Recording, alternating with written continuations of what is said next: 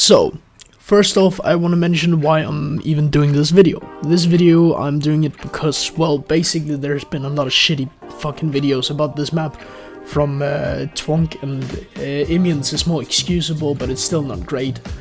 And then there's also Shockists, which was amazing, but I don't agree with his ranking of the spots. The thing about Twonks is he did not research anything, and he actually he didn't do shit for it. There is no research done for the video, and he didn't even show off the good part of the number 2 base spot on the entire map, which is fucking just sad. So I'm starting out with just showing off some of the honorable mention caves, like stuff that's not really good enough to be ranked, but still good.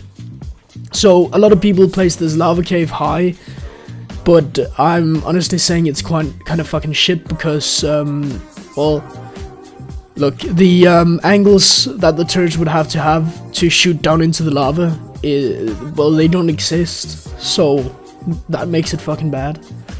But it has huge fucking space, and I'm sure somebody's gonna find a way to defend it, which, yeah, I'm looking forward to be honest, because it's a nice spot. It's fucking huge, but defendability is not on the top. And just so you can see how huge it is, I'll place a cliff plat. Look, yeah, just gonna find it.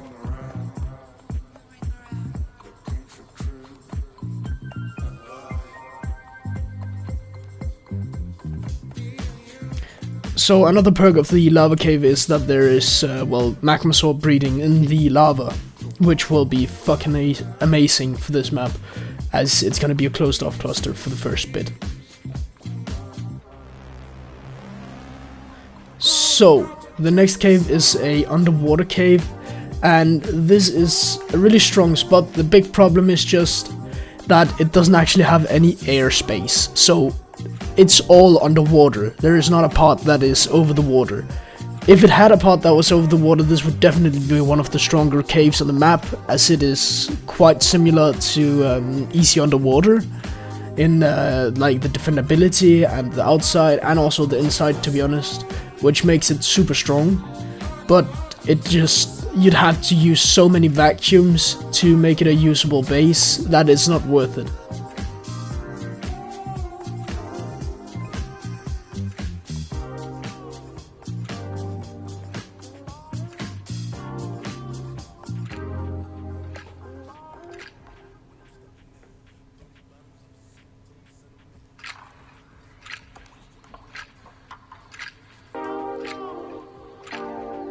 So, the next spot is another underwater cave, which has the overwater part, but the underwater part is kind of bad, as you can see in a second. When you come down here, it goes in, and then immediately after you come in, it goes up into this, it's not even, you can't call it a moon pool.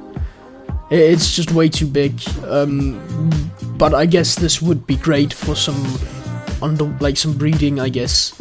But it's really just not a good spot. This is also one of the places where I strongly disagree with Twonk. He rated this as number 2 cave, and it just isn't. So now we're coming up on the B cave. So this cave is really strong, but the reason that it's not going to be rated is because it first of all has 2 entrances, and it's the B cave. Everybody is gonna need poly, and well, this is the only way to get poly. So, yeah, nobody's gonna build this. If anybody does build it, they're gonna get raided out real fast. Even though it has one of the strongest entrances on any cave, it's not that good because it has 2 entrances. So now we're coming up on the first entrance here. So this is the first room, I guess. It's kind of big, but then when you come through here, you go up there. That's the first part, which is kind of decent, I guess. I don't know how you would defend that. And then coming through here, where you can actually push a Stego through, but you could still have a fucking huge wall, which would make it kind of hard to wipe, I guess. But still not an A tier spot, not one of the ones worthy of making the list. But the second entrance is where it gets like really special, because it's fucking insanely strong, this entrance. So you come through here, and then up there is a crouch. So you go through here. Yeah, this is a crouch. I'm just showing it from this side. It's really strong. So wide crouch, and then you go up there, and then you drop down, which you can have a huge wall. It will be hard to rush any like stegos out there, any turtles, and then there's of course the bee cave, which is poly. Now onto spot 5. This is the first ranked spot.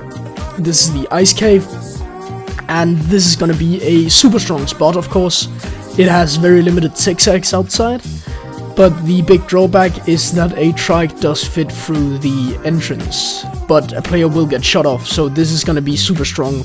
Like, this is definitely gonna be hard to raid because stegos don't fit. You can have a fucking massive wall here, like, holy fuck. And like, for that small of an entrance, you can only you can push a trike through, you can't push a stego through, so it will still be really strong. And this is where I mostly disagree with Imian, who said that this would be very easy to raid, and he didn't even research if it had the space for a stego, which is a bit disappointing, but hey, I'm not the big YouTuber here.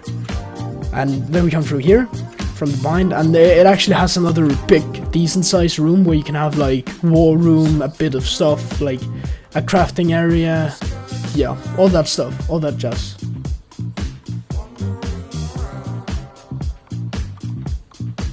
And as you can see, there's quite good space for a wall. It's not gonna be like hard to get a wall, and it's fucking huge. Like, look at this cave, it's ginormous.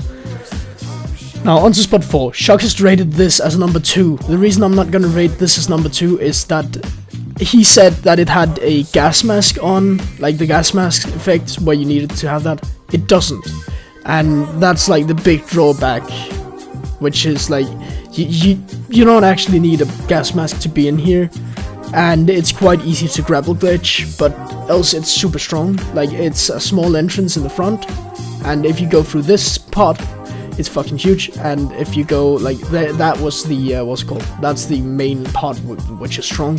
But if you go through this big part, you have so much space. Like, this cave just keeps on going forever.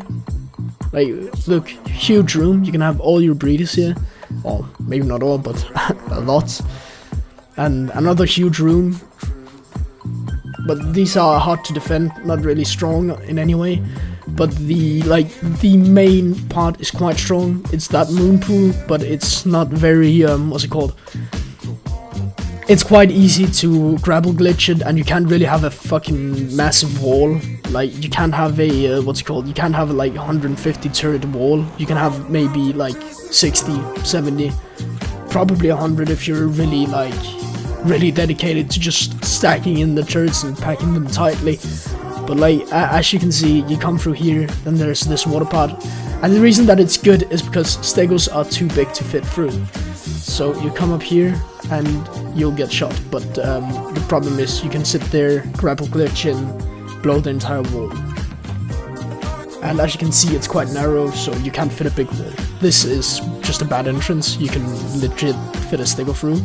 And then it comes out to this space, which is like kind of decent sized, but not really. Again, like, it's got size for like war room and the most basic stuff, but it's not big enough for like main breeding.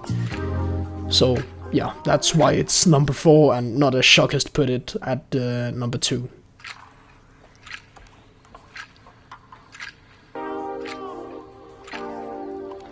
So this here is gonna be one of the strongest spots. It's not the biggest spot, which is the main drawback. If this was the same size as any of the other caves, this would easily be number 1. This is simply such a strong spot. So you come through here, and then you come down to this crouch, and there's decent space. Like, you can live here. Somebody's definitely gonna use it for small tribes or something. Like, absolutely, it's kind of decent. But it's not the biggest. Like, it's not for breeding space and stuff. You can maybe fit 2 floors in.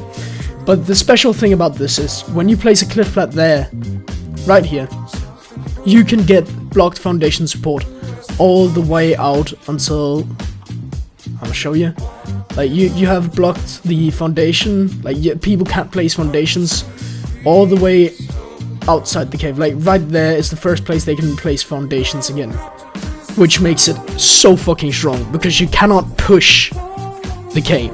So now this is an honorable mention. This is a super strong spot because it doesn't have 6x outside, and it's actually kind of big. This is like a pearl cave, crystal cave-ish thing, and as you can see, it doesn't have 6x outside, which makes it very strong because you can just fill that entire part up with vacuums, and when you come up through here, it's fucking massive. It's of course 6x inside, but as you can see, it's fucking huge. Like, look at all those cliff flats in there. This is very big. You can fit so much stuff in here. Like, you can have your giga breeding here, and it's gonna be really hard to wipe, as it is like kind of fucking like it's kind of broken cave spot if I'm being honest. But then again, it's an honorable mention, so it's not one of the main caves I would go for. Mostly because it's super similar to the pearl caves of the island, just bigger. Now, this is number 2 spot, and Shakis mentioned in his video that this might not be buildable, but if it is, this is definitely gonna be one of the best caves. It is coming up here. You see, it's a moon pool-ish thing. It's not the best to defend, and then you come through here. This is the part that Twunk showed, which, well, he should have also shown the other part, because, well, this cave is nothing without the other part, but it's fucking huge here. You have so much breathing space if you want to. You can go through here. It's fucking useless, but I'm gonna still show it off, because this is a part of the cave. Like, I guess you can have personal rooms here if that's something you're into, but I personally wouldn't. Because it's not, like, that's just not, at least for small tribes, that's not a thing you really do. And I usually do play small tribes. And then another space, this could be a spot to start out. It's loads of metal, there's pearls in the water, like, it does have decent space. Like in just that little indentation, and then of course the huge space out here, but that's filled with the water dinos down there, which is, well, not exactly preferable, if you could say so. Oh well, so you can go up there and go through. Now this is the main part of the cave, so you go down here, and this is a quite small one. You can't really fit a Rex through that part. And then you get in here, you can have a wall there, Tuso will fit so you can pick people off. And then you can go up there. That is the moon pool part. This is what makes this spot so great. So you can definitely fit a like 150 turret wall there if you have a great builder. This entire, like, this cave is fucking huge. It's massive, and it has so much breeding, like underwater breeding. Like, the amount of underwater breeding is insane. You can fit like decently 100 Tusos down there, no problem. You can have all the water breeding you'd ever need down there. So if it was just this part of the cave and not the other part, it would still be fucking broken good. And like, you can have a big ass fucking, like, this is a strong cave. It just really is. And you can have a big ass wall pointing down in the moon pool, and as you can see, for a bit of perspective, I placed the cliff plat, so you can see that is massive. And again, this underwater part is also going to be really strong. It's a bit like the what's it called, the Curtis rat hole. So this is number 1 spot, and there is a good reason for this, okay? So it starts out underwater, and the problem here is it's in 6x. If it wasn't in 6x or the outside, this would be so broken. The best cave in the Ark, easily. Then you come up this like kind of shadow cave-esque thing here, and then a moon pool, which is maybe not going to be the most defendable part, but it's still really strong. Then it goes up, and it has these ledges. These ledges are going to be super good, because you can jump down on them with a stego, and it makes it so hard to Fortnite up into the main part here. So this is the main part. They come up here, you spin them back down, they cannot push this. It's pretty much impossible. It's like fighting up against a North Ice. Like, that is one of the hardest things you can do in Ark, and they just made it a base spot, which is fucking awesome. And then it even comes with a fucking massive cave. Like, this cave is big, as in really, really big. And it also has the labyrinth, and of course lava for magma sword breeding, but the labyrinth in the back might be a problem for it because, well, that might be a reason that it's not buildable, but we're hoping for the best, because this being buildable will definitely be broken as fucking shit. So, somebody is definitely gonna ask where the fuck the lunar cave is, but the lunar cave just didn't make the cut, due to it being Gen 2 gravity, not Gen 1 gravity.